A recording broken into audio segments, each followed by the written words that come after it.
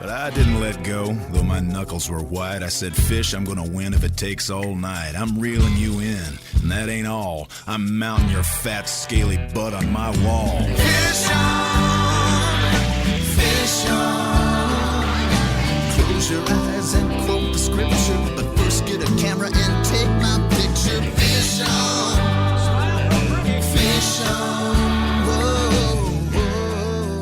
Welcome back to Northwestern Outdoors Radio. I'm John Cruz. We're going to talk about what might be the hottest fishery in the Northwest right now. That would be sockeye salmon fishing on the Mid and Upper Columbia River. One person who's been having early success doing this is Mike Roth, the owner of Team Takedown Guide Service and a Max Lure Pro staffer. Mike, great to have you on the air. It's great to be back, John. Thank you very much. So, Mike, your home base is Wenatchee. I understand you've been fishing not far from there, and you've been getting limits already.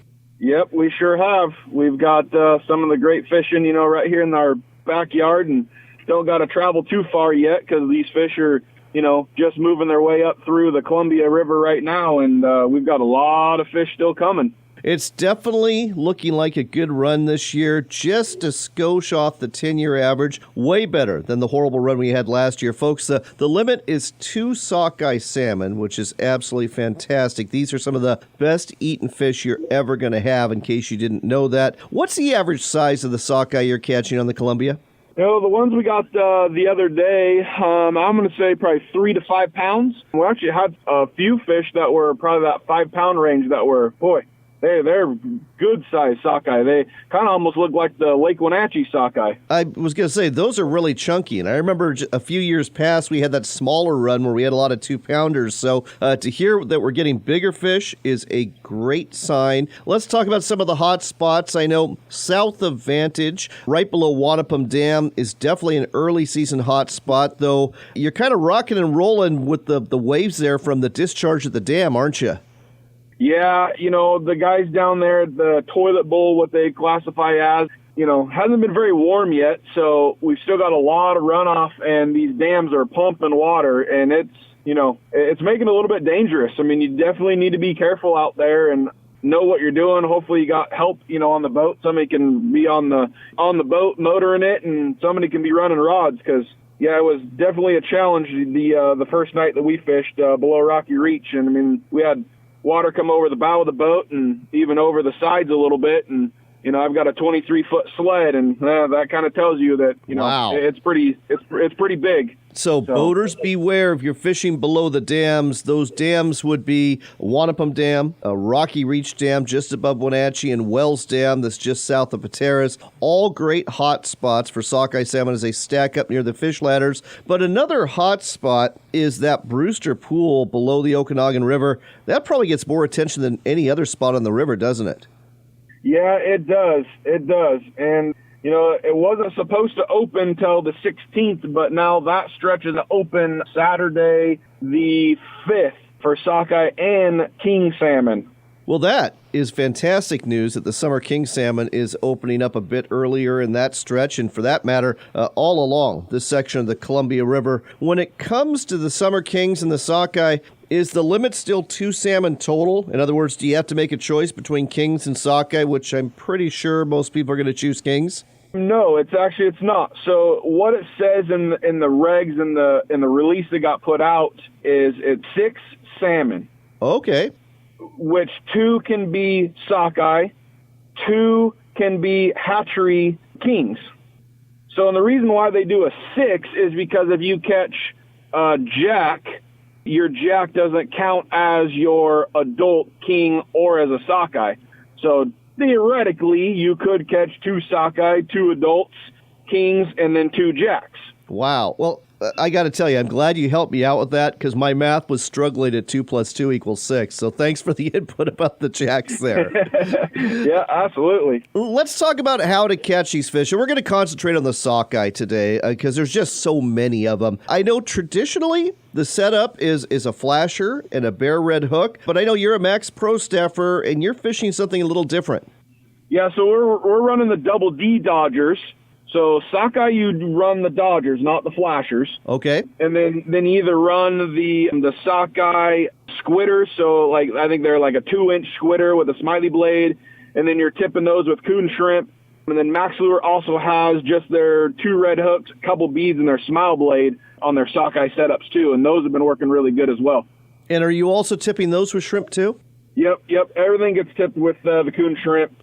You know, it's funny how this has changed over the years from the bare red hook to the coon shrimp and the squidders and the smile blades. But hey, it's definitely working for you and a lot of other folks. Not everybody has a boat, and not everybody can go out with a guide whenever they want to. Some people are trying shore fishing. I know it's not nearly as successful, but it is a thing above Rocky Reach Dam. How are they doing that? So they're doing like a slip bobber, typically either like a little jig with a piece of coon shrimp, or I know some I think will put like just a little bit of weight and then just do a coon shrimp and, getting it out there and trying to target, a depth. I mean, typically those fish will run, 10 to 20 feet. And, that's kind of how they're doing it, just kind of letting it float out there and just kind of like the old steelhead. Right. Bobber and jig type thing. Yep. So, again, folks, that is an option. Let's turn our attention to Lake Wenatchee. You don't know. I don't know if it's going to be open yet. It all depends how many sockeye make that turn up the Wenatchee River. We got to have, I think, at least 27,000 before they're going to entertain a fishery. But if it does open, where do you fish in that lake, and how do you fish for sockeye in that lake? So if that does open, typically you're into August by the time, enough fish get up the tumwater, because I think we have to have like 23,500, I think, have to be over tumwater before they'll even open it. They actually like to have a little buffer and get up to 27,000. So again, assuming we get there, what part of the lake are you fishing, and how do you do it in terms of depth and offering? So up there, you're pretty much fishing the north end of the lake up towards the little rivers that are up in there. Primarily you're fishing downriggers up there, because typically you'll fish those fish a little bit deeper, down 70, 80 feet down typically. And those you're running kind of the same setup we are here with our Double D Dodgers, and then we're only running either 2 to 3 hooks or with maybe a smile blade or just the hooks themselves, but we cannot use bait. So it's only the hooks or just the smile blade for a little attraction. All right. That is very good to know. We do have a minute left or so. Let's get back to those kings. I know they can get really, really big there on the Upper Columbia and the Mid Columbia too. What's your favorite way to catch them? Trolling, I pretty much just run lead. So I'm not running downriggers, but you can do them downriggers. But trolling them with the new Max paddle flasher that I helped design and do, you can put your bait inside that, so you're making a good stinky trail.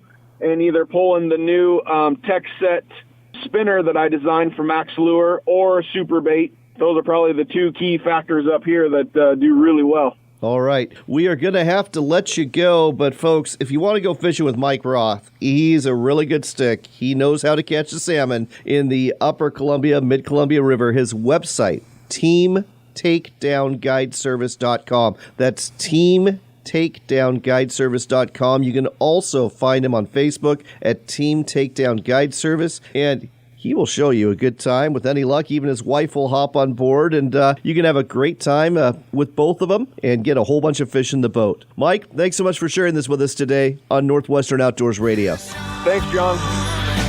Fish on.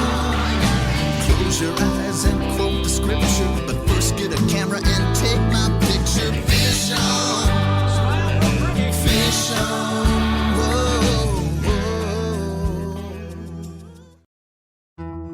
Game-changing. That's the best way to describe the new Scent Flash UV Triangle Flasher from Max Lure Company. This 360-degree rotational inline flasher features a scent release system attracting salmon to the lure behind it like no other flasher on the market. Soak the free scent pad with any type of oil or gel, or load up the cavity with any type of bait for fishing success beyond your wildest dreams. It's the Scent Flash UV Triangle Flasher, only from Max Lure Company.